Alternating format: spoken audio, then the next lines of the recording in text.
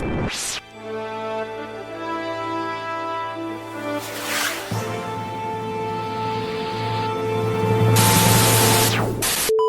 up, folks? You are tuned into the Failing Frequency. I am Ethan. And I'm Mike.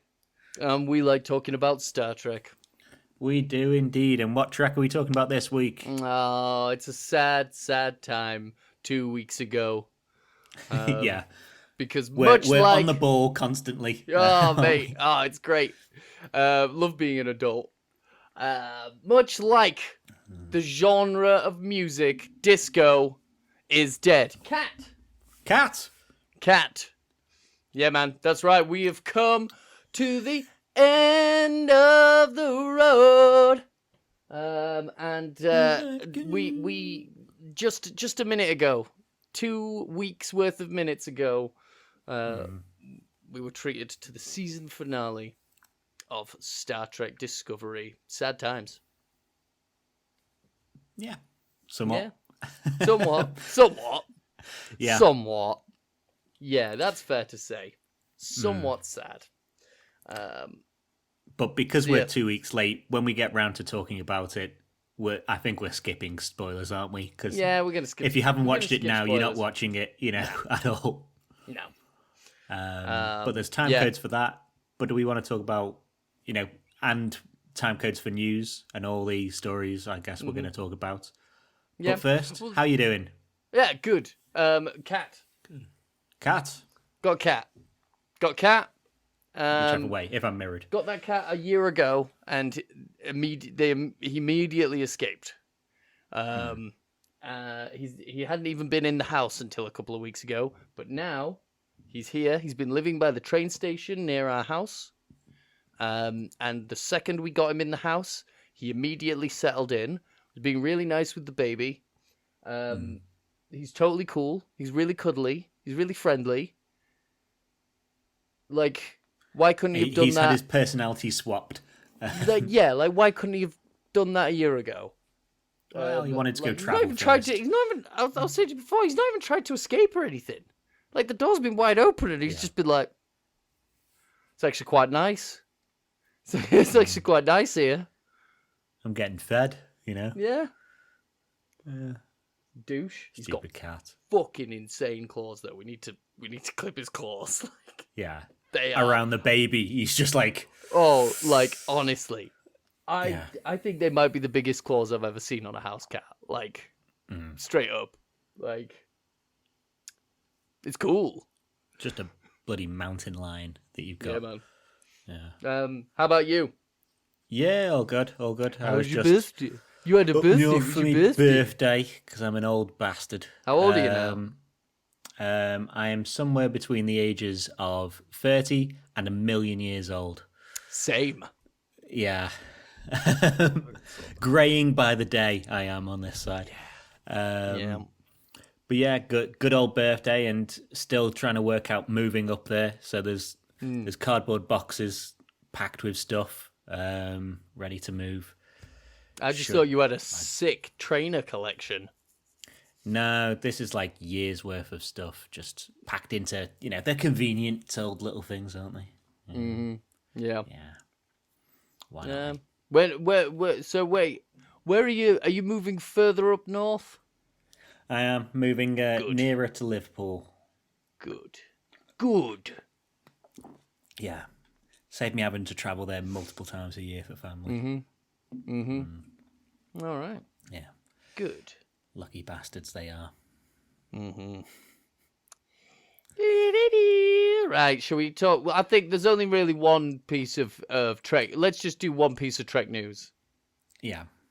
In cool news, that show that me and Mike insisted on having... Well, I have mixed feelings about whether or not I give a shit.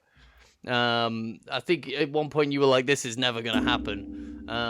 After hiring Elastigirl to drink piss at the Academy, they've now hired Paul Giamatti to play the villain at the school. To play the villain. Well, Yeah. everything's saying he's the villain, and I said Yeah. it. I said it in our Facebook group, and I'm gonna say it again.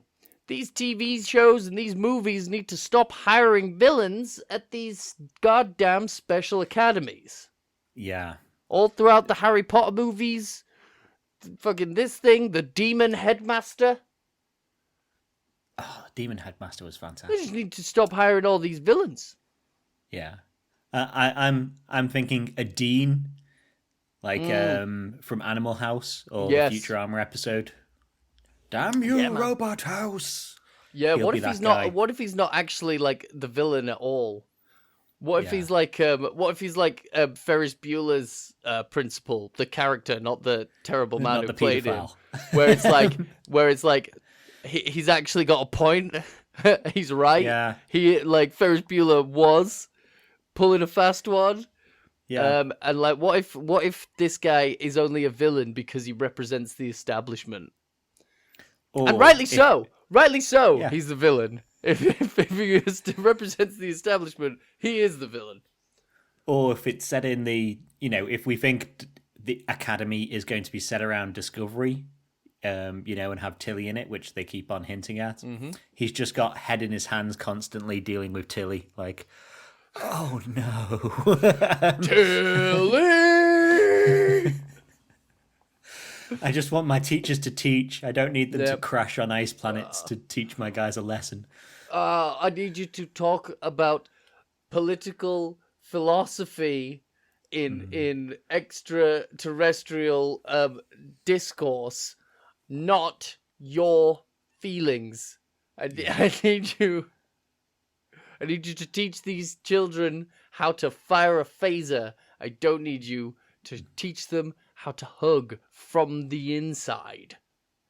Or she's teaching Federation history, but she has no idea about the last 800 years. So it's just like, and then we launched the Enterprise 1701. History ended. History picked up again when I arrived in the Just a future. big gap. Yeah, there's just a big gap. They launched off the Enterprise and she was a beaut, and then 800 years went by. Yeah. And Not then much the interesting burn. happened. But yeah, Paul Giamatti, Yeah. he's up there, man. He's up there. Yeah, he's good. He's good. When you hire an actor like that, and my mind always goes to Stargate Universe, because I was wrong about this, but I was so sure with getting the guy from Trainspotting and 28 Weeks Later, whatever his name is. I'm just like, that's a big name. He's going to have to die within like a couple of weeks or be barely featured, because Paramount don't have money. They don't have Giamatti money. They don't have him, I don't know, going on a wine tour or something like that. I think you should never underestimate the willingness to join in of a Star Trek fan. Like, Star Trek has over the years had some pretty impressive like recurring guest stars, and it's like, what are you doing? What are you doing on this show?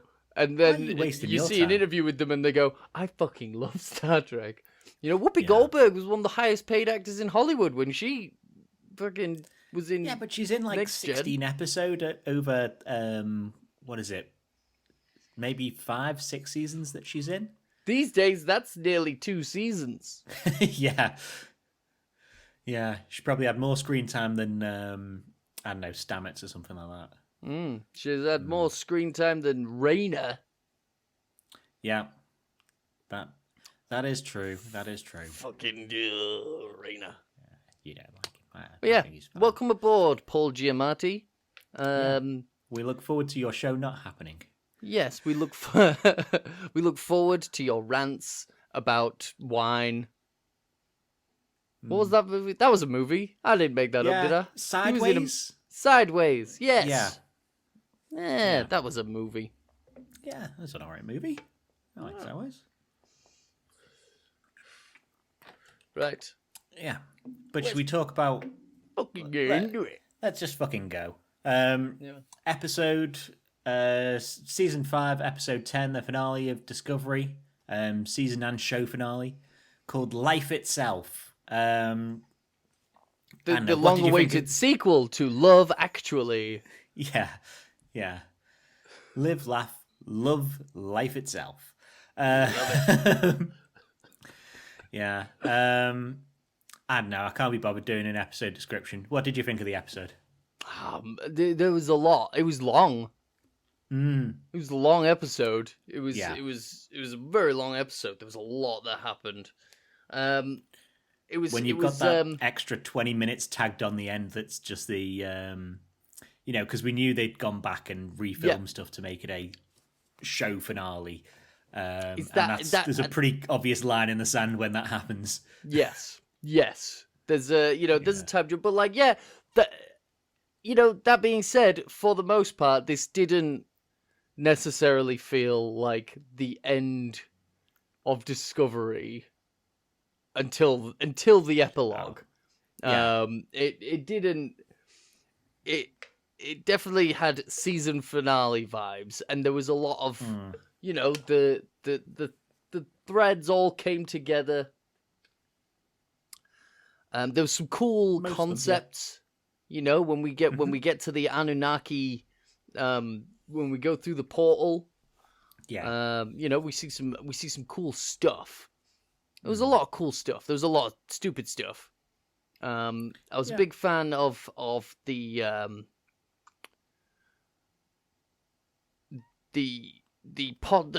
what's hinted at by what we see in through the portal that we'll never get an answer to. That we'll never get an answer for. I have a love-hate relationship with not having an answer for things. Sometimes I'm like, that's cool.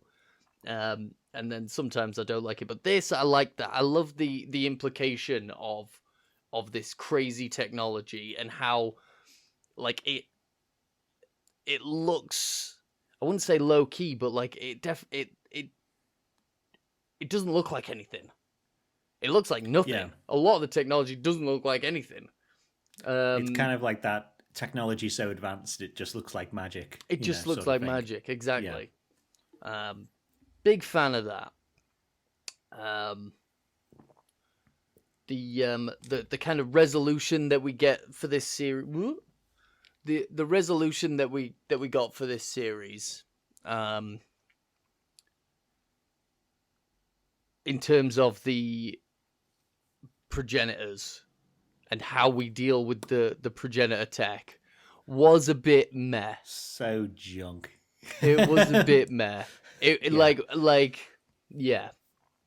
But what did you think as a whole? I thought this was a pretty strong end of season to my least favorite season of the show. As you say, there's cool concepts and all that. It's, I don't think across the season I've portrayed myself as being a fan of it. But I think I was more of a fan of the season 3, except for the end of that. The guy crying who broke the universe. Yeah. I think this is a much stronger end to a season. It has some cool concepts, as you say, that we'll never revisit.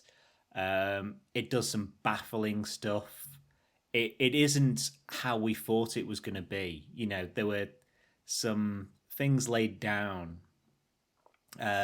like Saru being one day away from retirement, that we thought was going one way, and then it doesn't. And I'm not sad that it doesn't. That's nice and interesting that it goes a different You wanted way. Saru to die.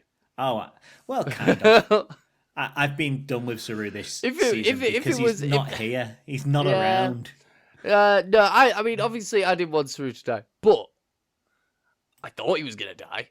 There was a lot. Like, if he wasn't gonna die, what the fuck was all this? What the fuck was all that? Retirement. Like, oh my god, what was with all this fucking talking about having a happy life? Yeah. Does that mean they were just talking about having a happy life? Which is weird. Lame. Yeah.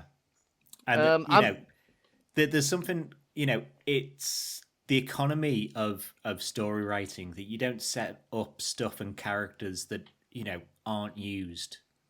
Unless you're Russian, writing one of the old Russian tales, you don't introduce a concept and then not pay it off. That's why it's a Chekhov's gun. If there's a gun, it needs to be fired at some point. And then we've got this machine can probably bring people back to life.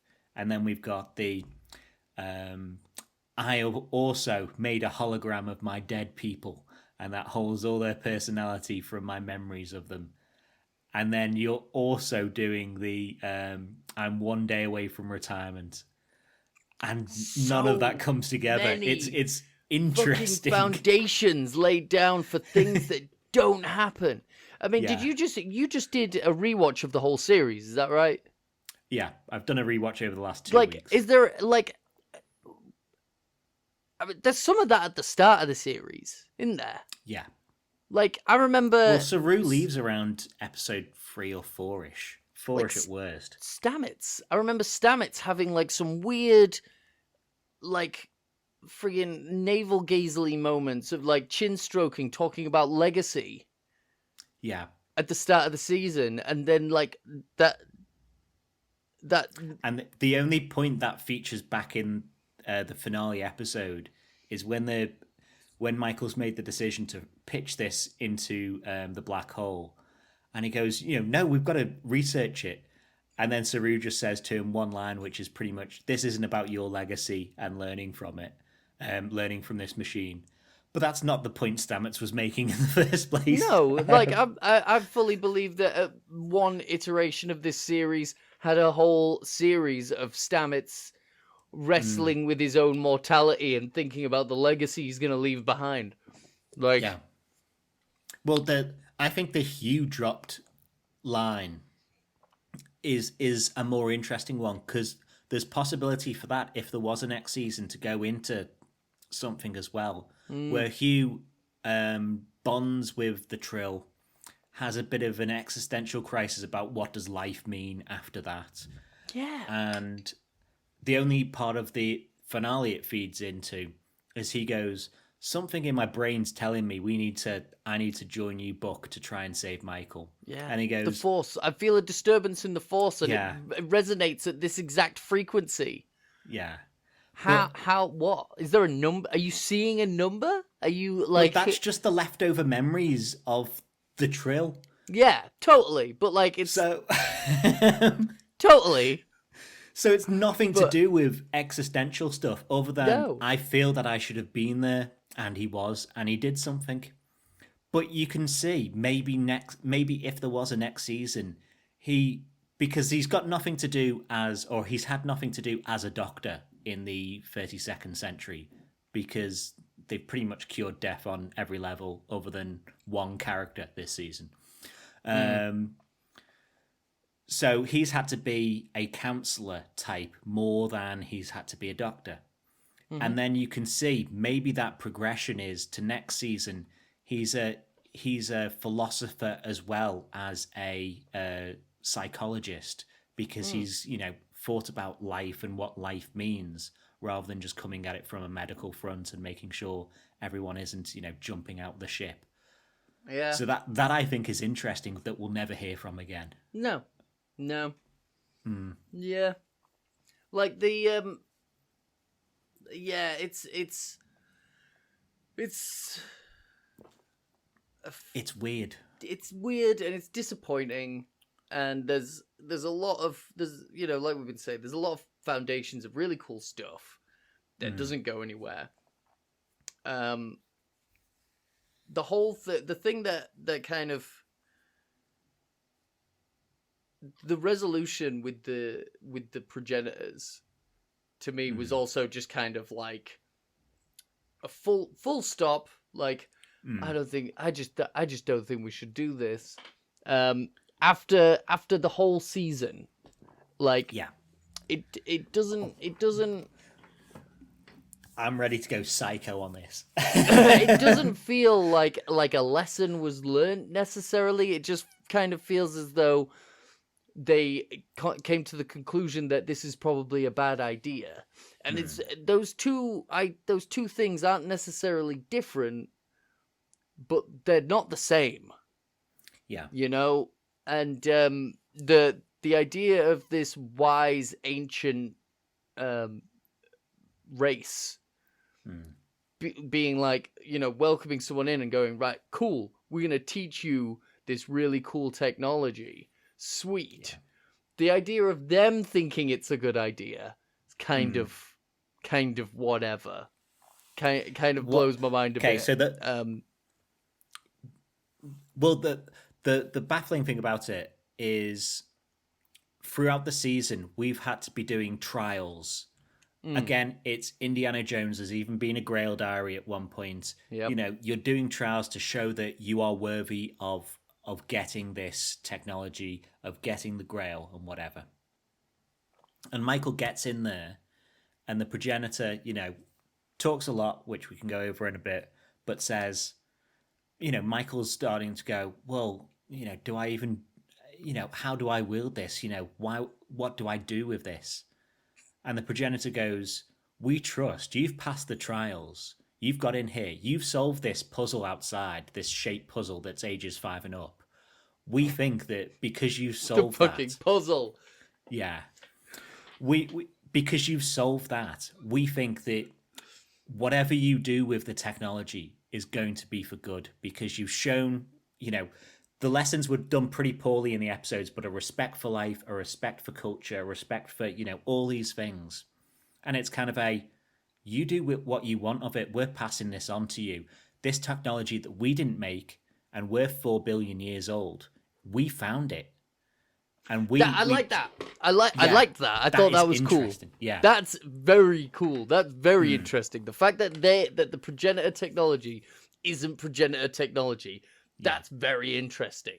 The idea that, like, you know, it's that whole, it's fucking turtles all the way down, baby. It's like, where did they get it? Maybe they found it. Yeah.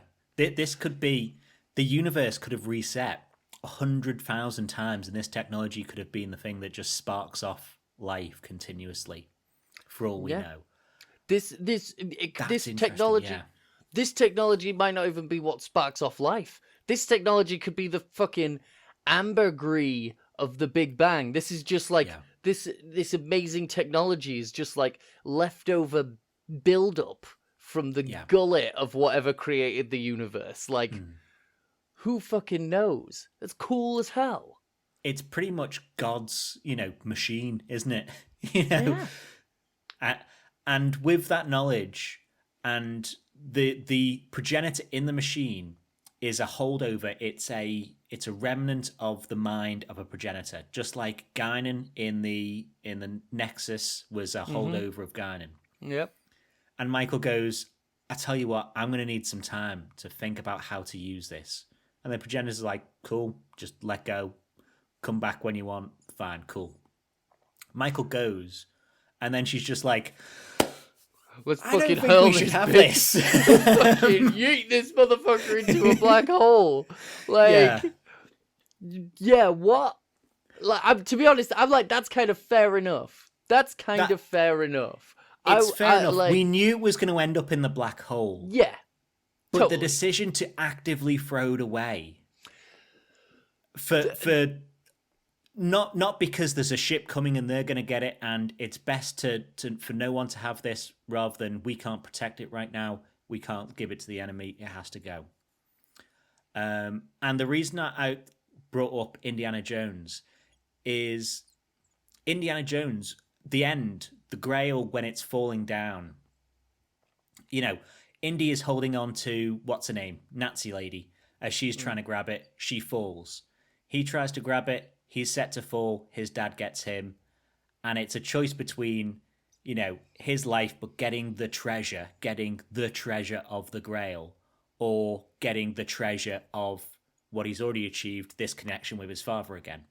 So losing the Grail isn't losing the treasure of the movie. The treasure of the movie is the personal relationship. Yeah. With this, there's no choice like that. There is just I think we're done. Probably a bad idea. It's probably a bad idea. Yeah. And justified with the words, the universe is already diverse enough, which is so fucking insane for Star Trek. What happened to infinite diversity in infinite combinations? Nah, there's got to be a line. She says she saw all 4 billion years of like existence, this run of existence, and she's decided that there's already infinite diversity. She should look around because most of the aliens that she sees are bipedal. They look like guys with just a bit of rubber on their head. To me, that's not infinitely diverse at all. No. She had a couple of kooky visions in this episode. Yeah. She saw 4 billion years of universal history, which I'll be honest, I didn't fully get. I didn't fully get that from that vision that she had. Yeah, and like she had to say it because I don't feel as though that I don't feel as though that montage quite represented 4 billion years of history. It just kind of felt like a bunch of random imagery and and a lot stock imagery of her life, bit of discovery, stock image discovery. The fractal imagery at the start of the episode was cool. I like fractals. I used to do a lot of hallucinogenics. I like cool stuff. But she for someone who's had 2 mind expanding experiences in the past few hours, it's a weirdly closed-minded thing to be like, there's already enough fucking diversity. If you ask me, we need a little bit less. We need like baffling. Fucking, baffling. It was kind of fucking odd. The thing that gets me is just how I also don't quite get how those trials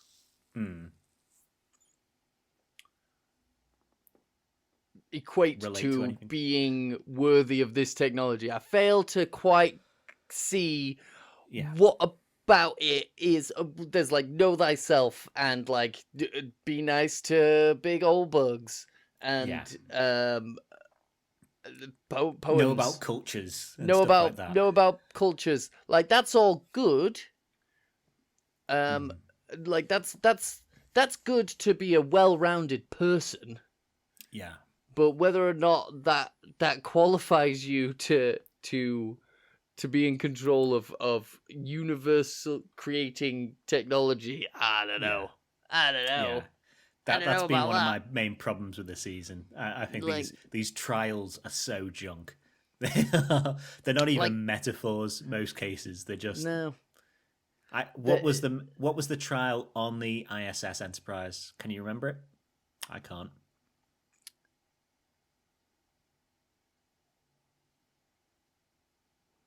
Collected a piece from there. No idea what it was. No idea why. I think that was just a good, because they're hiding these pieces and they're like, "Did you hide the piece?" Yeah, I hid it on my old ship. It's in that weird little pocket dimension. And they're like, "Yeah, did you like, what kind of like metaphor did you coat the quest in?" Oh, really good one. Yeah. Don't you worry about that. don't you worry. Oh no, explain it to me. Oh, I couldn't. You wouldn't get it. Yeah. You wouldn't get it. I think if we tell each other our trials, that'll just make it obvious for someone to, I don't know, take the stuff. Yeah. I don't want to ruin the surprise.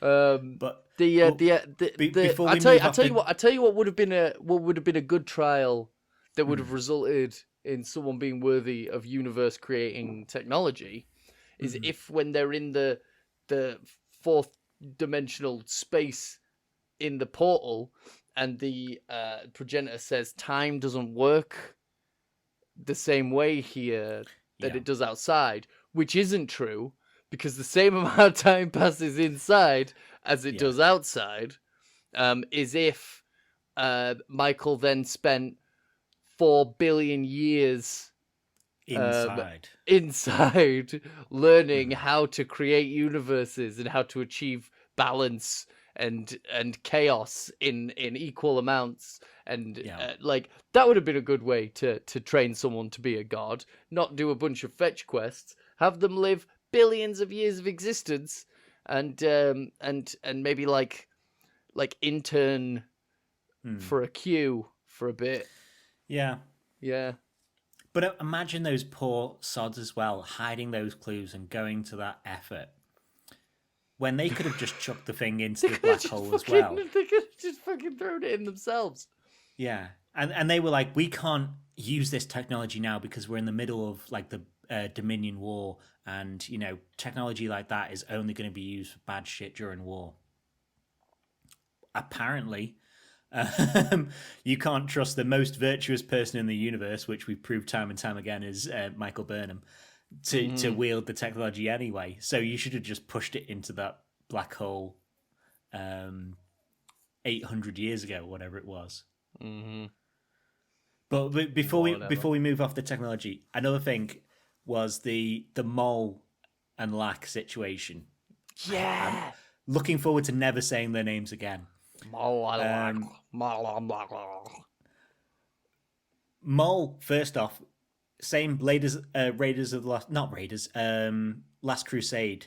She drinks from the wrong grail and gets a shock. Mm-hmm. Fine, whatever. Another callback. Another stealing of Raiders. Fine.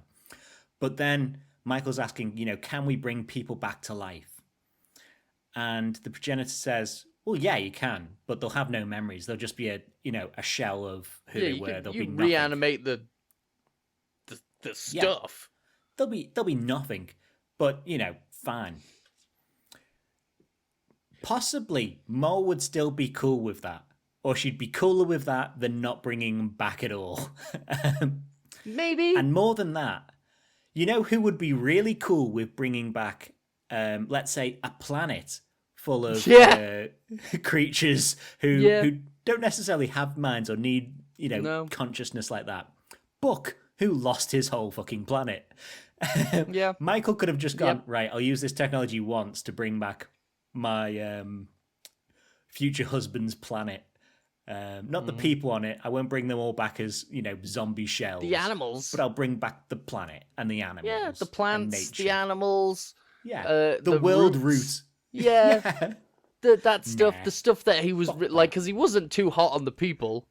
Yeah. There was a kid, there was his nephew or whatever that he liked, but whatever. He was big on the ecosystem, but nah, fucking... Yeah. No, it would have been nice, like, we could reanimate the flesh. You could maybe, like, make it into a baby. Maybe I'm just being a dad about it, but, like, could have given Moll a baby made out of the reanimated corpse of her husband or boyfriend or whatever. How I thought it was still going was Hugh had the technology that creates a simulation of a person from your memories of them. And I was so sure it's going to be like, right, going to bring back a husk of him and going to put his memories into it somehow. Yeah. Nope.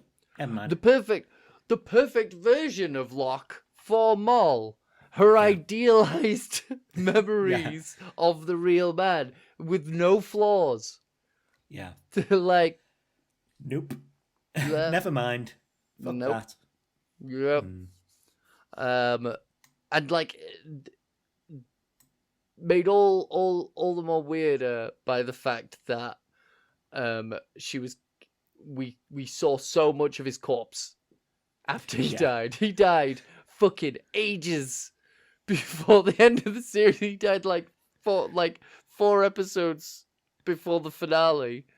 And like we were just looking at his corpse the whole fucking time. It's like, what are we doing with this? Just carrying around this fucking dead guy. We just there's absolutely I don't think the Breen were handled in this show at all good in the slightest. But you go, well, there's an anti-resolution to what happens with the Breen. Who rules the Breen. Because it was It was him, but for some reason he was, I don't know, mopping buckets, mopping out the landing deck. Then it was going to be the Primarch that we knew, Primani. Then the other Primarch who killed Rhaena's family comes in, but gets sent decades away. Yeah, they get sent. It'll take them 30 fucking years to fly back. Is it just me? Is it just me? Or did you detect a note of sexual tension between her and Saru? A bit, yeah. There was a little bit of sexual tension between that giant Power Rangers mask and that weird gangly friggin' hairless kangaroo man. Yeah. And poor what's-her-face breathing mask girl is just sitting there like... just like, the fuck is this? What are you doing? Yeah. Yeah, man. I'm glad I don't have to say a single word to this person. Yeah. Before we finish talking about the technology, I just got to point out that you predicted that the other end, one of your predictions was through the portal was going to be a liminal white space. Now, it was not a white space, but it was referred to as liminal. Yeah. So I think you get half a point for that, I guess. I did predict as well last episode, if it wasn't going to be a liminal white space, it was just going to be Discovery with a colour filter over. And we didn't go to Discovery with a colour filter over, but one of the planets they went to was just a pink planet with a colour filter over everything. And I was like, colour filter! Yeah. We've successfully journeyed to a different world in that it's pink. Well, so yeah, that was going to be my next thing. This portal room that we have, this fourth dimensional space, and I'm calling it fourth dimensional space because there's fourth dimensional windows. Yeah. Like these portals, they look like cubes. These are tesseracts. These are cool. All the other things that we see, like you see light posts and stuff, you can kind of see through it all. And I think that the way that it's shown on screen, I think was a cool sort of attempt at showing fourth dimensional technology. If we were all fourth dimensional, we'd be able to see through everything. The only difference is that we would be able to see through everything all at once without having to look at it, which is kind of hard to visualize. It's fucking impossible to show on as a 3D representation on a 2D plane. Well, we've got time. We're in a fourth dimension of time. I still count time as 4D. But yeah, I enjoyed it. I thought it was funny that both Michael and that Breen both immediately fell into the first window that they came across, and then had a bit of a fight. I thought that was funny. I like the reaching into the hidden glove box as well, where Michael's just like, there's a shadow coming from nothing here. And she just reaches into it, and anything could be behind there. She's just like, yeah, I'm sure this will be fine. Grab something out. Ooh, cool. I think... But the fight bit up front, I thought was pretty good. It twists too many times. There's too many times of like, not when she just lands and it's the Breen in that first planet or whatever, but her and Mal, it's, you're injured, we need to be friends to do this, I'll do anything to get Locke back for you. Cool. Then there's a fight, they fight and spin around and jump into different worlds. Good CG. Then they stop fighting and go, look, you don't need to trust the Federation or whatever, you just need to trust me, I'll get your Locke back. And they're cool again. And then they get to the technology bit, they get to the puzzle for a 5-year-old. Oh god, that fucking puzzle. That fucking puzzle. Like when Mole fucking does the Triforce logo, I'm like, that's not gonna be it. She's fucked. And immediately, cool. And then like Michael says the clue, the riddle that she was given. And immediately I was like, if she just builds a giant fucking triangle around where that fucking thing was, that's not gonna be, she's gonna do, no, that can't be that's the fucking puzzle? That's fucking stupid. So junk. So lame. And most of all, the thing that most qualifies you to become a god with our technology is that you made the little puzzle. You put the triangle in the triangle-shaped hole, and the square in the square-shaped hole. Yeah. Just fuck. It's one of those times where I don't imagine anyone watching it wasn't ahead of Michael doing it, where she, Mole gets shocked and pushed off, and like, right, we've got this puzzle. What do I do with it? And you're like, just do the thing. Everyone knows what shape you're gonna make. Everyone knows what you're gonna do with them. It's fine. Just do that. And it's like, oh no, could it be this? And you're like, yeah, of course, cool. Like I thought, I was like, then she started doing it. I was like, no, that can't be it. Yeah, that can't be it. That's no. And then she does it, and it's like, what? So dumb. Just no. Yeah. I liked that when they got pulled through the portal, that first portal, it looked like they landed on a big pile of rabbit poo. What, the one where she's fighting the Breen, the windy planet? Yeah. Looked like a big pile of rabbit poo.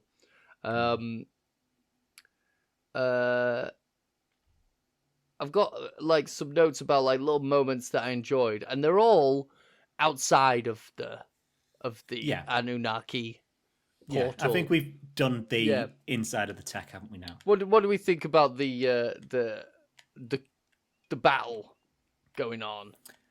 I thought it was interesting enough and fun enough. I like they clearly just do the Riker maneuver from Insurrection. Where it's we'll fly through this plasma storm and then fire at it and it'll explode. Yep, seen it before. Cool. Couldn't call it the Riker maneuver though. Why? No. Why? That would have been such a cool. That would have been so good. Yeah. We could try a Riker maneuver. Yeah. Like, do it. Yeah. And I like Rayna in command. If this went on more seasons, I'd have been happy to lose Buck and Michael as they went off to do Red Directive stuff and have Rayna in command. Nah, I wouldn't. I like, who the through this whole season, I've just been like, who the fuck is this fucking addition? Like, who invited this person? Yeah. Why is this person? Who invited you? This is the trouble with like very late entrants. It's the Ezri Dax trouble in that you get someone just for a final season. Dax, like. But she had 26 episodes to do stuff. This guy's got 10, and he's not the main character. This is a show about a main character. It's not about even the second in command. Yeah, but like literally all of his moments would have felt would have had more impact. Better with Saru, yeah. With Saru or Tilly, like you could take all of his big character moments and you could very easily give like some of his backstory ones to Book.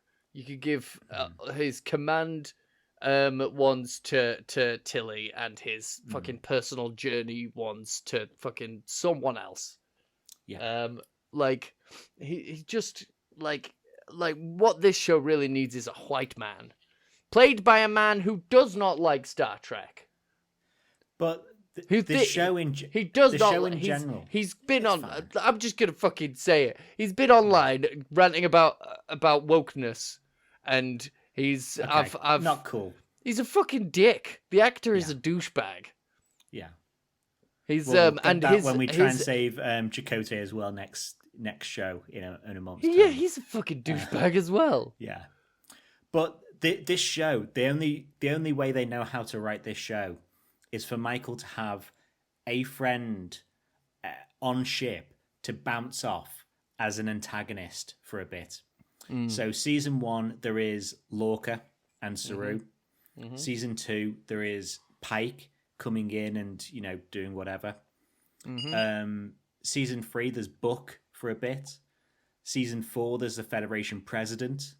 This show needs friendly antagonists because it needs the drama of it all. It can't just have people who are happy with each other, which is why it seems to be one of the reasons why Saru has had to leave because they're too happy together. You know, they function too well as a pair. So Saru's got to do other junk instead. Why was it? Why couldn't that be fucking? Why did he have to be the first officer? Why did he have to? Why did it have? Why couldn't it be like when they had fucking handsome science man from last season? Oh, yeah, he was all right. Handsome. He was science like man. he was just he up was to a point. fucking, I hated him eventually. he was, yeah, because he was a stinker. But like that was his job. His job was to come to be Yeah. on the ship and to just be a stinker, to just like do stuff. Like, you know, they could have had him be an admiral and like have him actually be a douche. Yeah. And like, But then, if it's someone higher in command than Michael, then it's the why don't they just take over the ship? If it's someone lower in command than Michael, it is the I can just boss you about. They've picked a captain because even though he serves as first officer, he's got his own opinion on how to run stuff, and is at the same level. And dare I say it, more in tune with what the galaxy is doing in the future. Because Michael, they seem to forget, is from the past. They completely forget, you know, that this crew altogether is not from this time period.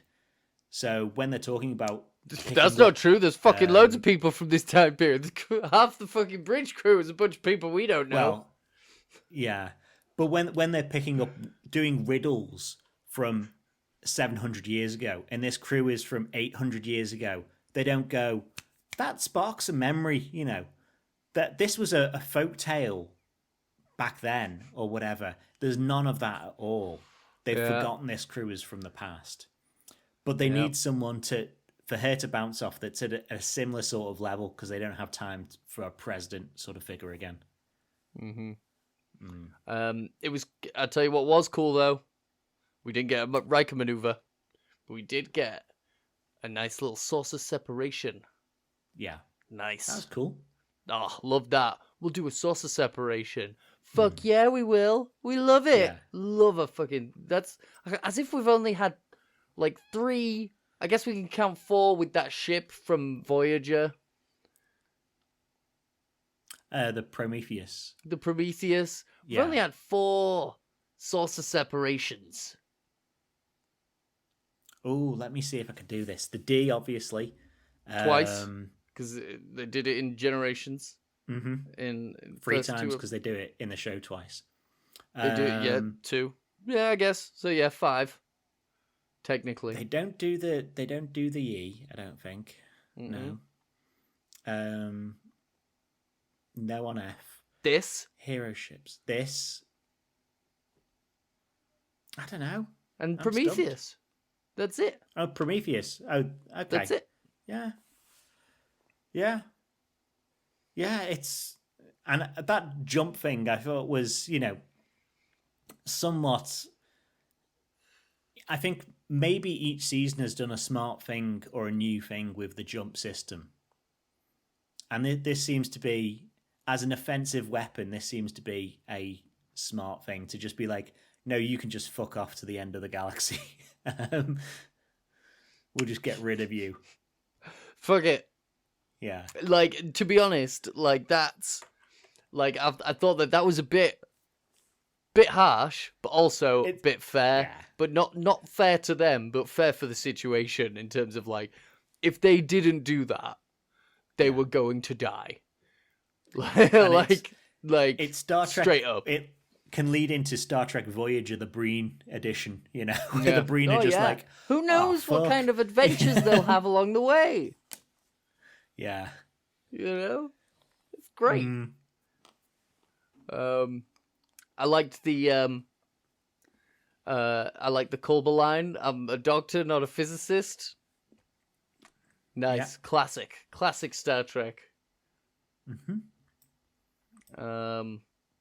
And I mean, like, that's it pretty much for, like, my notes for, like, moments that I liked, except for, like, one, which is, like, after, not, before the epilogue, Yeah. But after, and I know that Well, should we go into all the into.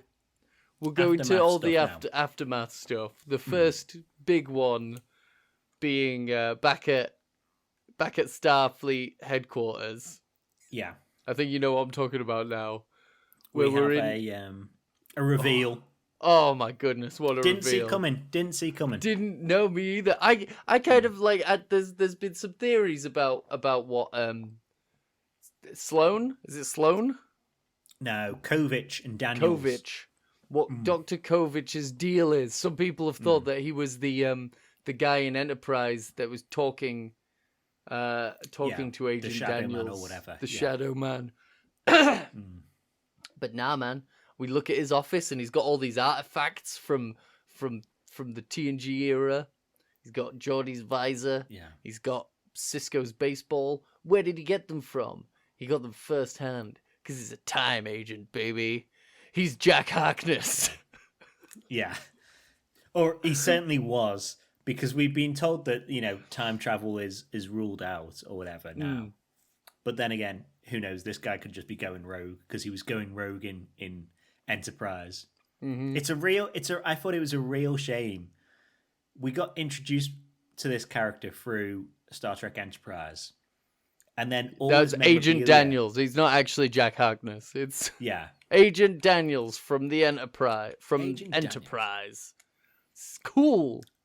And the guy with a dick like a baguette from Scrubs. Same dude. But we see his shelf, and you don't see all of it, but the things they highlight are the Picard wine, Geordie's visor, and Cisco's baseball. The character that we've seen him interact with and be buddies with isn't any of them. And we don't see anything where he's got to hold over, he's got a beach volleyball or something like that. He should have had Archer's dog stuffed and mounted. Yeah. A polo. Just something from the NX. I don't know. What do they do in polo? Ball? Water polo? Ball? Yeah, water A polo, ball. he was. Water polo ball. So masculine. Yeah. What a choice. Poor horses. All What of a those choice. horses drowned. But there's nothing from the character that we know. Yeah. Other than he says, I'm Agent Daniel, or I'm Daniels. I forget if he says agent from the Enterprise. And that you have to assume that's the NX Enterprise, because I guess he could be from the Enterprise, like Z or whatever. I think he points to the Enterprise J.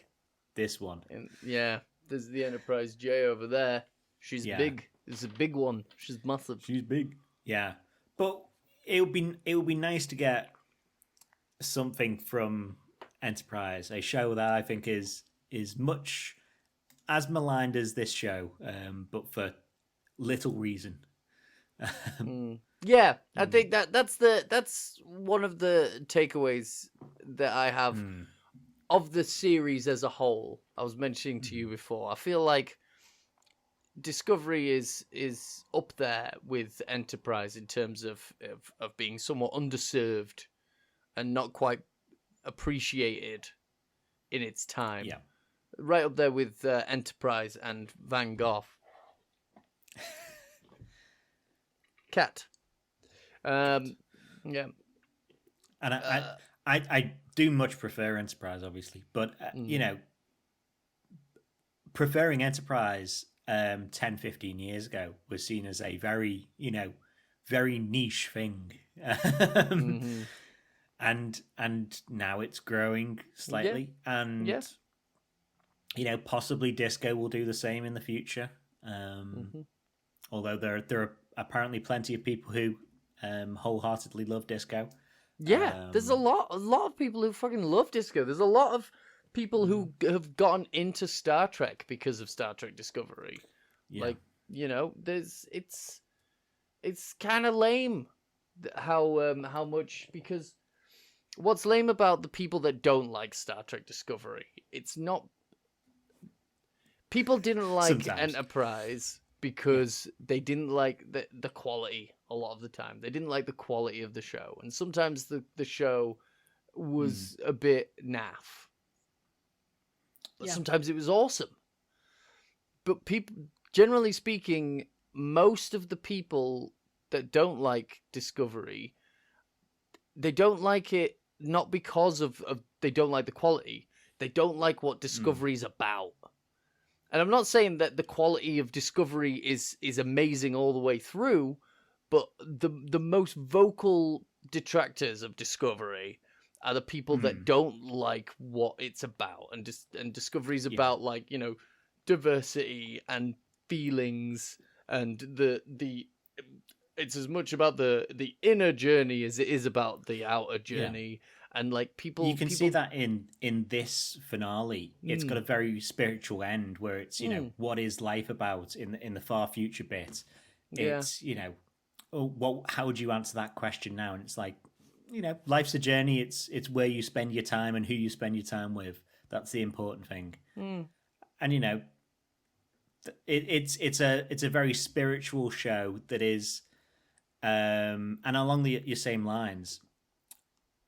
I don't think people liked Enterprise as much because of the change in pace and stuff like that from Voyager and from DS9. You know, it was a very slow show, and well, it is a very slow show. And then Discovery, it's not the same show again. It is not a typical here's your crew, here's what everyone is doing. It's following primarily one person. And a lot of people haven't gelled with that at all, which is a shame because that is a fine concept. Don't like all the time it's done, but it's a fine concept to follow one person the same way Lower Decks follows 4 people on the lower to middle decks. People, you know, it's not Planet of the Week. You know, it's you know, big overarching. Sometimes you barely stories. see a planet a season. sometimes they never see a planet in the fucking on the view screen at all. Like people didn't like that. People didn't like. It's gay as hell. People didn't like how gay it was. It's gay as hell. It's definitely the gayest Star Trek. Oh yeah, it's been the best for representation across, you know, beyond just the gay side. You know, we there's trans stuff in there. There's all that, and it's not always handled. I don't think, you know, in my personal opinion, as a straight white guy, but hopefully ally.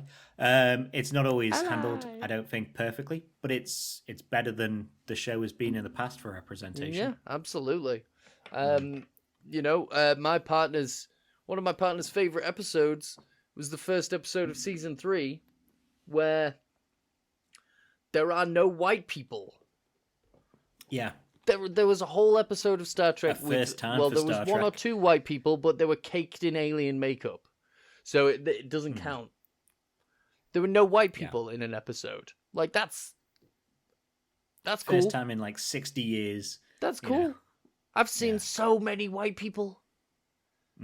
I've seen so many white people. It was nice. It was a nice break from it. That's like the most escapism that Star Trek could have done for me. We've had episodes where we haven't seen a human before. We've seen tons of those episodes, but they've all been like still white. White people. Yeah. Yeah. The show, you know, having the main character be a black woman was something. And you know, there was a line in this series where, you know, Michael is talking, you know, she's having a vision quest, and she's talking about, you know, the weight of feeling the need to have to prove that you deserve the job that you have. Like having already gotten somewhere and then spending the time that you are there proving that you deserve to be there. Like that, you know, that was a fucking powerful message. And that works for, you know, for women, for black people, for people of all colors, people, you know, Yeah. all the extra Who doesn't stuff that have people can be. imposter syndrome? Exactly, You know, but it also at the works, minimum, and then it applies more to anyone in yeah, any sort of minority. and it also just applies to Discovery as a whole. Like, Discovery as a show has consistently had to defend itself a lot. Yep. Mostly through the fan base. But yeah, it's a weird. It's a sad to see it go. Not surprised to see it go. I think the quality has been such a mixed bag over the years. I think it peaked in seasons 2 and 3. I really like season 4. On rewatch, season 4 works so well, other than Tarka. That Yeah. and meeting these extra universal aliens. Yeah. You know, You know me, that's I love that shit. a season about discovery, and I think that works very well. This season hasn't done anything for me, though. And it's a shame, because on the production side as well, this show started off as a mess. You know, originally it was an anthology show. We were only with this crew for a year, or whatever version of the first version. Brian of Discovery. Singer produced and directed those first 2 episodes. Like, Famous. the guy who made Hannibal. The not Brian Singer, not Ryan Singer. Brian Singer. Am I thinking Brian Fuller? Brian Fuller Brian made those Singer first is 2 episodes. famous. Brian Singer is a sex pest. Yes, yeah, alleged, but not alleged. Yeah, Brian Fuller made those first 2 episodes, and that's like, and then he got booted off because they were like, they weren't into the direction that he had for the rest of the season. Yeah, but like, the show could have been a completely different show. The show could have been very fucking cool and sexy if they'd have stuck with that. But we got the show that we got, and I like the show that we got for the most part. Yeah, but it's a shame that. So there was that in season 1, and then season 2 is the first season with a new production staff. So kind of a semi-reboot. Season 3 it goes into the future, so rebooted again. And it just feels like the show has tried to reinvent itself. It hasn't had the confidence in itself as well to keep going. Yeah. And that move into the future has freed them up on a lot of stuff, and possibly the show would have been better in the future from the start, but then we would have missed out on Strange New Worlds. So it's kind of a, you take some good, you take some bad, and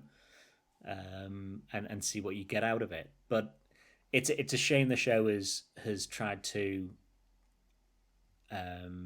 or felt the need, or had the need to try and reinvent itself like that continuously as well. Yeah.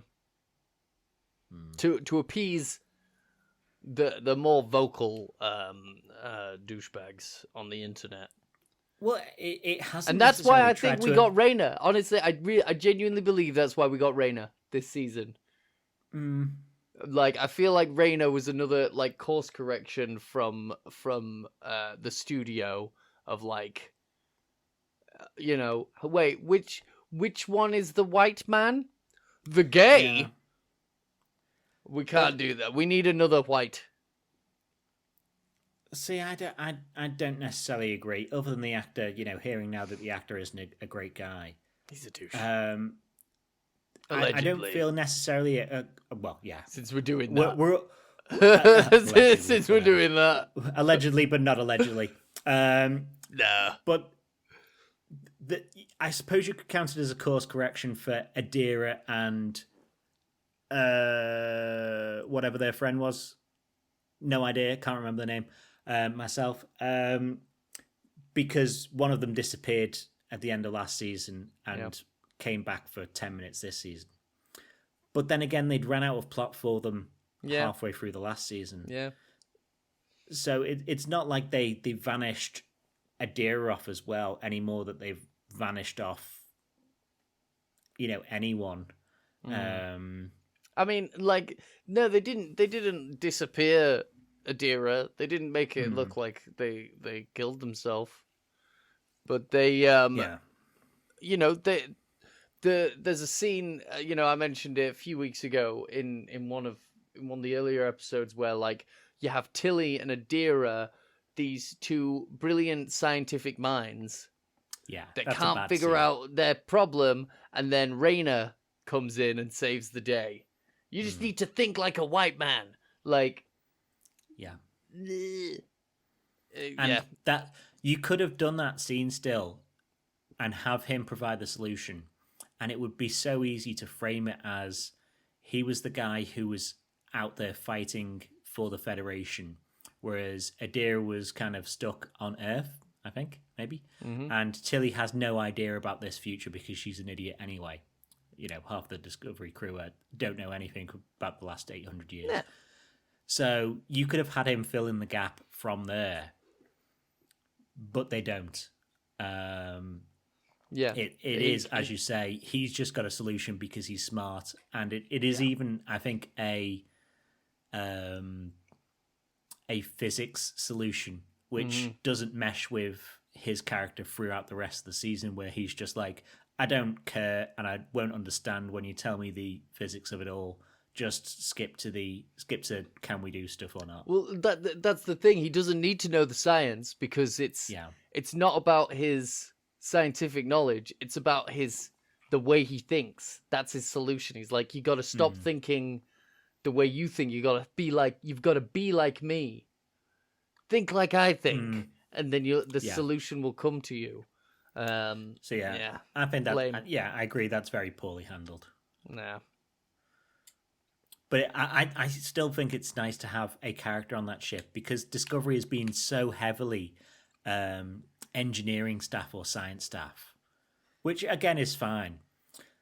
But it's been since maybe season 1 and Lorca, where he's just like, how, can we do this? And people start off rattling off science to him. He's just like, don't care, can we do it or not?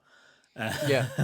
And that's a refreshing thing rather than having, because this show, when you think of the cast, Michael is a scientist, anthropologist or something like that. Tilly, scientist. Stamets, Hugh, that's science and medical, or mushrooms and medical. Adira, scientist. Who's the comedian? Who's the engineer who turns up once a season? Jet Reno, engineer. So there's no one who does any sort of thing outside of a science or an engineering point. Even Saru is based in engineering. He was a science officer. Yeah. So it's nice to have someone, at least someone on that ship who just goes, skip explanation. I won't understand it anyway. Yeah. Let's just do. If you say you can do it, I'm fine with that. Let's just do it. Yeah. But yeah. Shall we talk about the epilogue? So we've done Discovery through time. Let's talk about the end. The end. The hastily filmed but looking very nice end bit. Yeah, man. And that's my first amazing compliment for it. I think this looks, this is all filmed after the show is done and all that. Written then, filmed then, fully produced then. We've got a CGI deer, looks incredible. Yes. We've got the uniforms that look, no worse quality than any other uniform we've seen. I liked them. Yeah. We get the space dock and all the ships there. Looking good. All of it looks incredible. Michael looks great for someone who's 60. Yeah. Friggin' Book looks like cozy. Yeah. He's looking cozy. Making shit lattes. He can't be bothered leaving that planet though. He's why would you? Why would you? Nah. Why would you, mate? Why would you? That place looked fucking cozy as hell. He's in his fucking jumper. He's got his nice fat face jumper on. Yeah. Why would you? Oh man, I used to be a smuggler, and now I just want to wear my slippers. Yeah. And it's Now the it's a seed good I life. planted, I don't know, 20, 30 years ago has made its first piece of fruit. And you're like, fucking hell, Michael could have sped that up with her machine so quickly. Yeah, You'd have been eating all the fruit you fucking want, mate. yeah. Um, friggin', we see their son, Leto. I was Is that like, his name? I didn't Leto, catch it. Leto, like Duke Leto, Or Jared. father of Paul Atreides, or Leto II Atreides, the God Emperor of Dune. or Jared, the sex pest. No, and cult Of many leader. things. Yeah. I don't want to think about that. I'd rather think about the God Emperor of Dune. Yeah. They'll never make it. They're cowards. They're going to They'll do never, Messiah at some they'll point. do Messiah, but they might do Children of Dune. They'll never do God Emperor.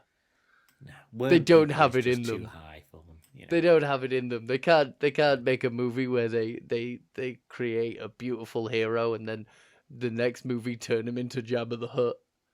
Yeah, They not can't. happening. They're Not cowards. happening. Massive dork. Just like his mum. Huge dork. Oh, yeah. There's a really lame joke. That's a bit where where he goes, and I'm just Yeah. like, you fucking... Yeah. Like, oh my god. I've never before have I seen a fucking starship captain that deserved a wedgie so bad in my life. Like, Fucking nepotism as well. He's just like, totally. I'm the captain.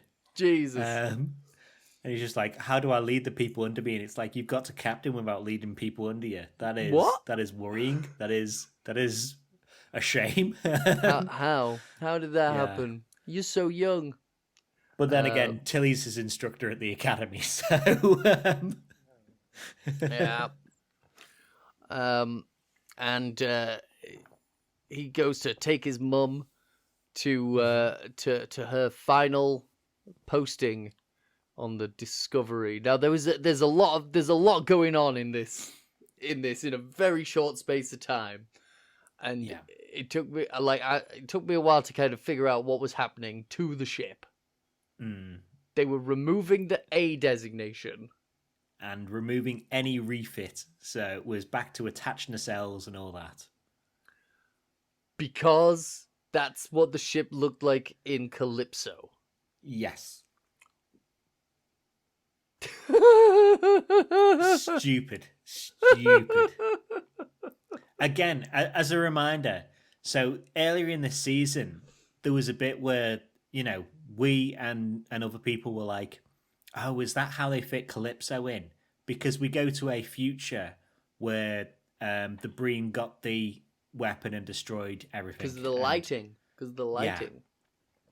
Yeah. And we see we're on the Discovery and we're looking through Zora's camera, just like in the episode Calypso. And we're like, and she says, are you here or am I just dreaming again? And you're like, okay, maybe she was dreaming. Maybe it's even further in the future than when they're on the ship. Something like that. No. Mm-mm. What it is they know somehow that thousands of years in the future, the Discovery is going to pick up a guy called Kraft. Which something about someone called Kraft? So ham-fisted. So just how do we fit it in? Just have a fucking say it. Just have a say it. Like, and she doesn't even say someone called Kraft. She says craft, and that could be a person or a vessel. And you're like, it would be like calling someone boat, and you'd be like, if you're a sailor and you overhear someone say boat, and you're like, boat? That could be a person. That could be a ship. And you're like, what the Michael? Sometimes I feel like maybe me and boat have become one. Sometimes I think, am I boat? Are you boat? You boat? You boat? Yeah. It's so dumb because obviously his name is, the main thing you call vessels in the future. And she's just like, I overheard craft, and that could be a person. And you're like, no, it couldn't. The only context you've heard anyone be called, anything be called craft is a vessel, a space vessel. Maybe he's You're named after expecting the. it to meet a vessel. Maybe he's named after the 1990s iconic coming of age / supernatural thriller, The Craft. The Craft. Yeah. Maybe he's maybe his parents were big fans of Fairuza Balk. Yeah. Weren't we all? Hey. Maybe he's a fan of, his parents were fans of the, is it German electro band? Kraftwerk? Yeah, maybe. Maybe, is it spelled with a K? Maybe.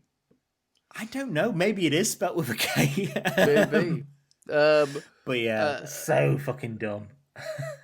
Maybe his parents, hold on. Maybe his parents were big fans of Kraft Foods. Kraft Foods, yeah, they make Twinkies, don't they? Kraft Yeah, Foods? maybe they were big fans Yeah. of Ritz crackers. Yeah. Maybe that's his full name, Kraft Ritz. So dumb, I thought that was. So dumb. Hey, Kraft make Vegemite. Cool.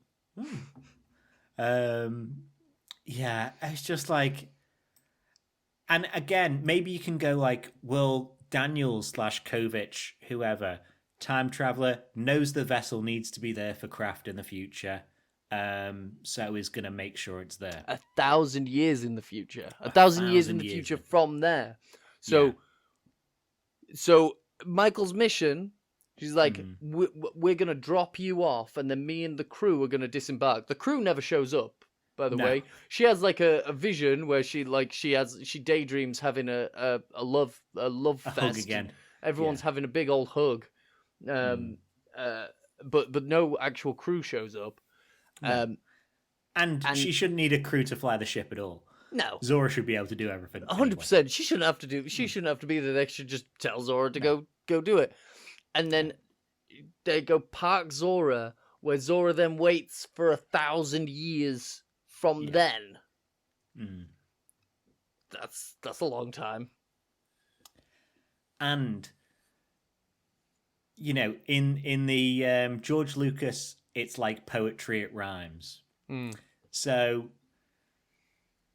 what the Discovery is there to do, other than look after Kraft, is because it's got the memories of the Federation, not only the Federation of the 32nd century, but the Federation of the 23rd century.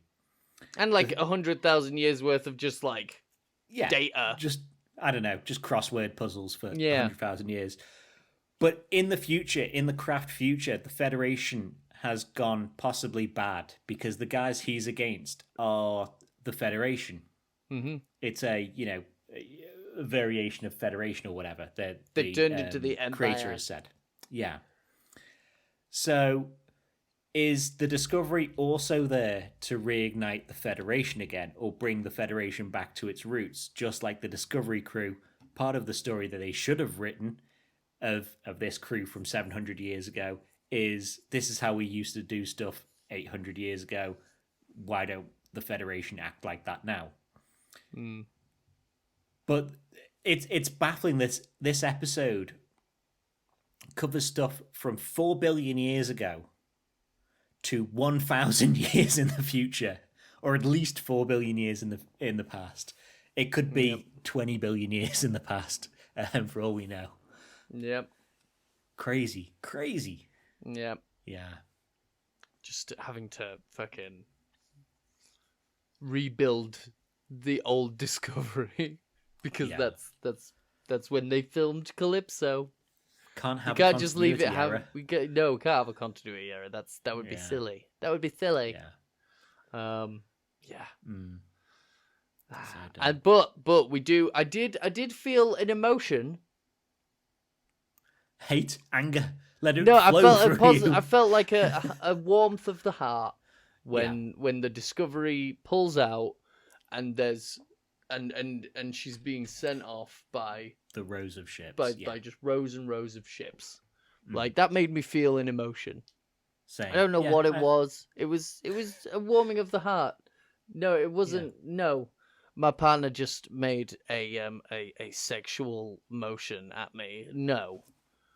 No, Yeah. seeing the ship being sent off by a bunch of other ships did not make me feel aroused. Of course it did. It was a warming of the arse. It was a warming of my arse. No. So rude. Prepared then. Yeah. No, it was It- a touching moment. It was a good send off Yeah. moment. It was a good But send they off. do moment. enough to tug on the heartstring, considering there's like a Lord of the Rings style ending of this, Yeah. where there's the ending, then there's the wedding, then there's the Yep. beach ending, then there's the future, then there's the hugging, the memory of hugging or the imagination of hugging people, and then there's the send off of Discovery. You know, it's 5 or 6 send offs, isn't it? That's my partner. Show them. My parents got us matching. Well, I Ooh. say matching. Got us Star Trek dressing gowns Command colours. for Christmas, and they got me the red for engineering. They got Gem gold for command. Well, they know how the house runs. Yeah, whatever. Yeah. Whatever. Whatever. Yeah, I'm in engineering. I'm in ops. I work for a living. I'm like O'Brien. You press Cat. buttons for a living. Cat. Cat has been very docile. Sorry. Yeah, the cat is totally docile. Yeah. But yeah, in general, you know, Yeah. big meh ending for a thoroughly underserved show. Yeah. With I think it's a good enough ending. it's good you know, enough. not necessarily the far flung future, but the rest of it I think is fine. It was more of a I don't know. It just kind of felt no, thank God done. that's over with. Yeah. You know.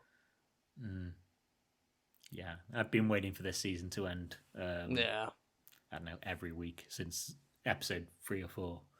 So That's the thing. Like same, and I feel like by this season not being as probably being the worst season, it's kind of made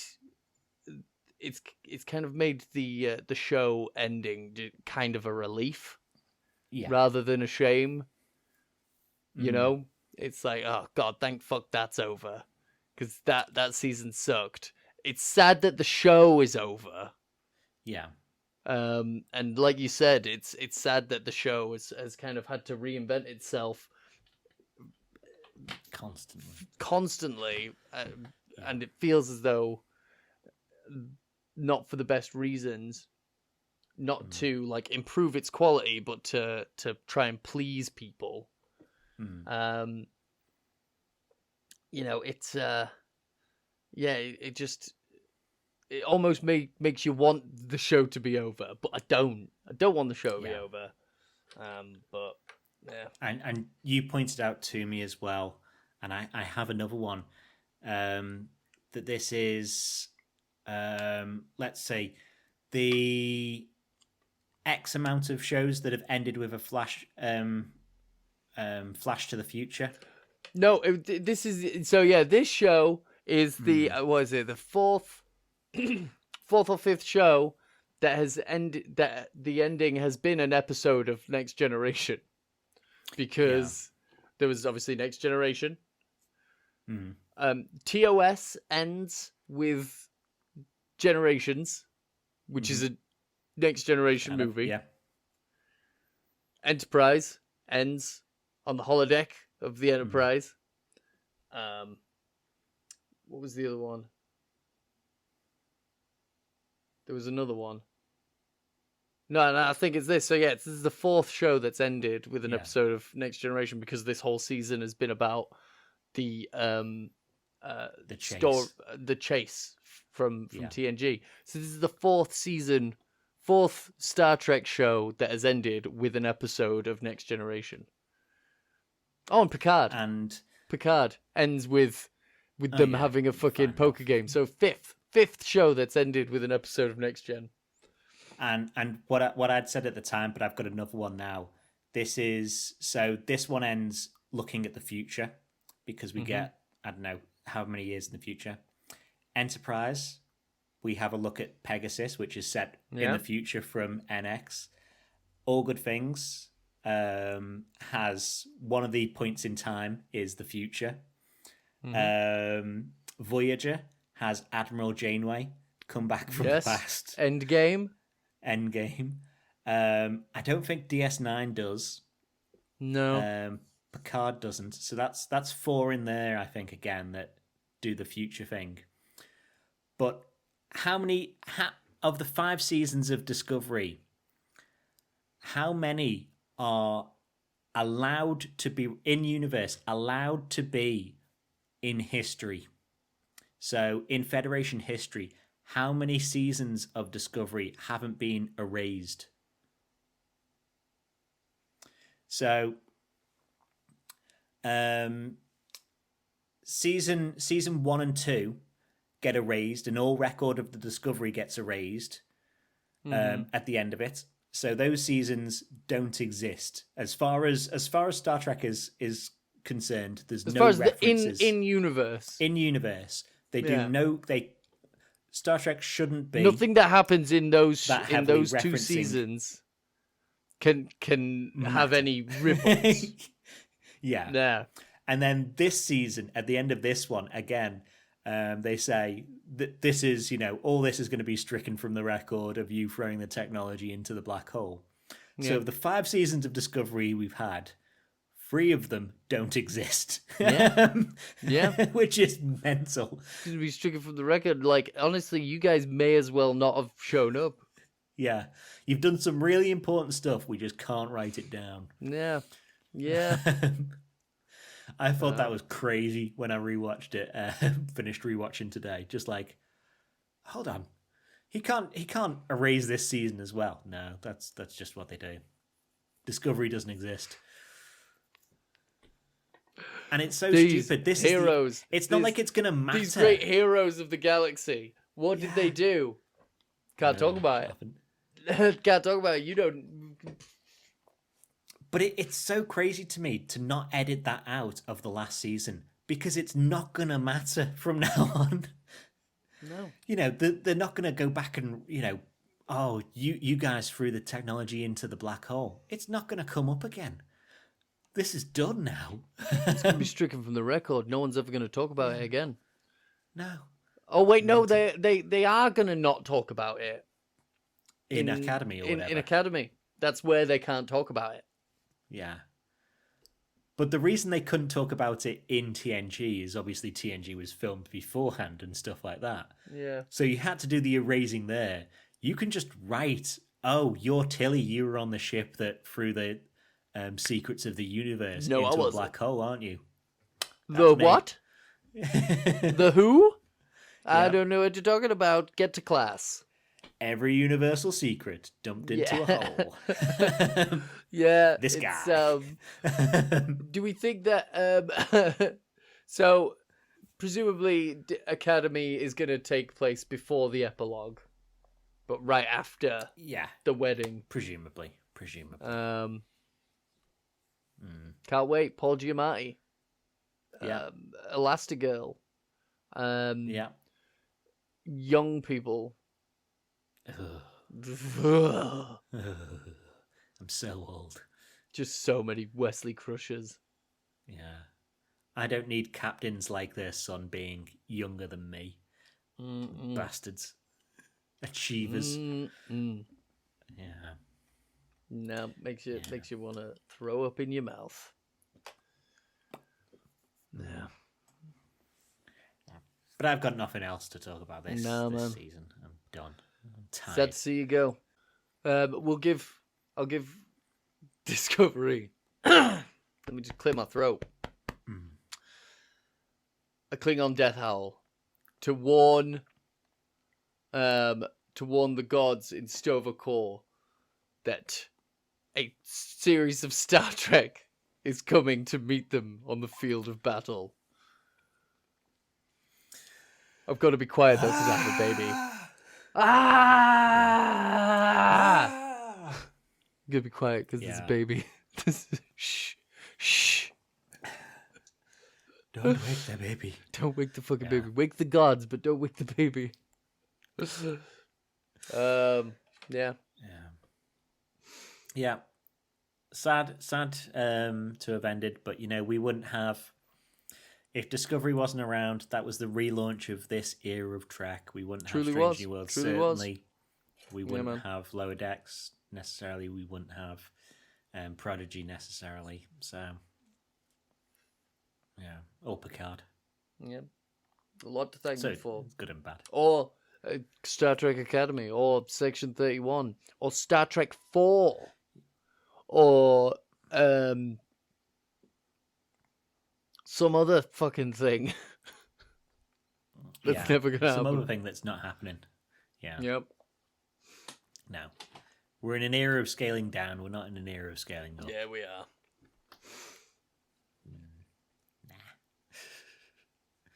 Yeah. Do we have anything else to say, though?